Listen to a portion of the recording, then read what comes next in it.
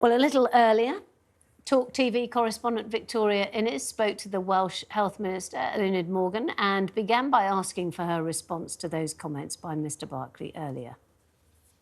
Well, this is a summer political stunt, and if the Health Secretary really wanted to meet with us, he would have done so like his predecessors who used to meet us on a weekly basis.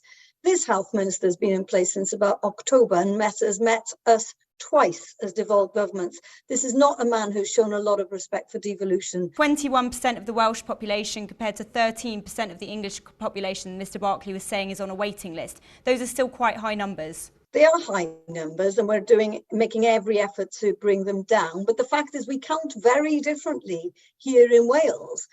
We count, for example, people waiting for therapies. We count people who are waiting for diagnostics, and that really bumps up the numbers. But we think that's not honest with the public. But I think it's also important to recognise that if you look at the direction of travel in Wales over the past couple of years, we've seen an increase in the waiting list of about 29%, but in England it's gone up by 48%. So this is not really something I don't think that the Secretary of State should be crowing about. When we asked trusts like the Nuffield Trust, they said that Wales still has longer planned care waits than England. It still stood out more as an underperformer when it comes to A&E wait times, even though you may have reduced those. Is all of that, in your opinion, the Welsh Health Service performing well? Look, we've all got room to improve and we're financially very challenged at the moment, so it is going to be difficult.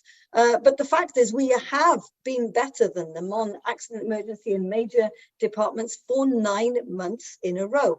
We are prioritising according to clinical urgency. So the most urgent cases are being seen, and you can see with the numbers of the increases in England compared to Wales that things are going absolutely in the right direction in Wales, whereas they're really not in England. Why then does Steve Barclay saying that record numbers of Welsh citizens are going across the border for treatment in England? Those figures were taken from 2021, which was right in the middle of the pandemic when most planned care was actually pretty much at a standstill. So a percentage increase on a little bit makes a difference. And if you were to take the same figures, actually you see that in Wales, we had 55% increase in the number of people coming from England into Wales getting support from our NHS. So he should be a little bit more careful when he picks a fight in future. He says that he is also open to requests, and you touched on it earlier, for Welsh patients to be treated on the NHS in England.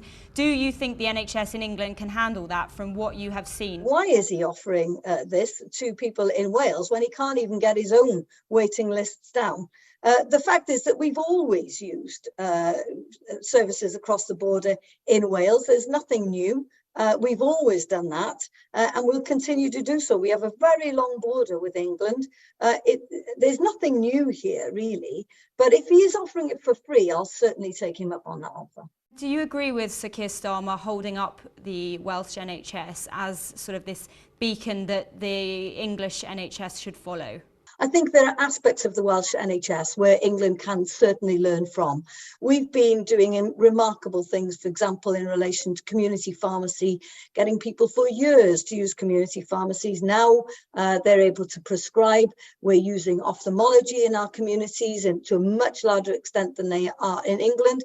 And you remember all that talk about 40 new hospitals. It looks like there's no chance of delivery in England. Well, if you look at proportionately what we're delivering in Wales, subject to the size of our population, we're delivering 6 times that many new hospitals on the same definitions that they use. So there is quite a lot that Steve Barclay could learn from the Welsh NHS. Well, look, a lot of people who will be sitting at home will be watching the events that have unfolded today. Mr Barclay's comments, your comments, questions of waiting times and who is worse, and they will be thinking none of it matters. The problem is that they are both bad, and how are you going to fix it? The key thing for me is that we put the patients first and we stop this stupid politicking. And if he was serious about it, he should have actually brought it up in a meeting rather than do it through the airwaves.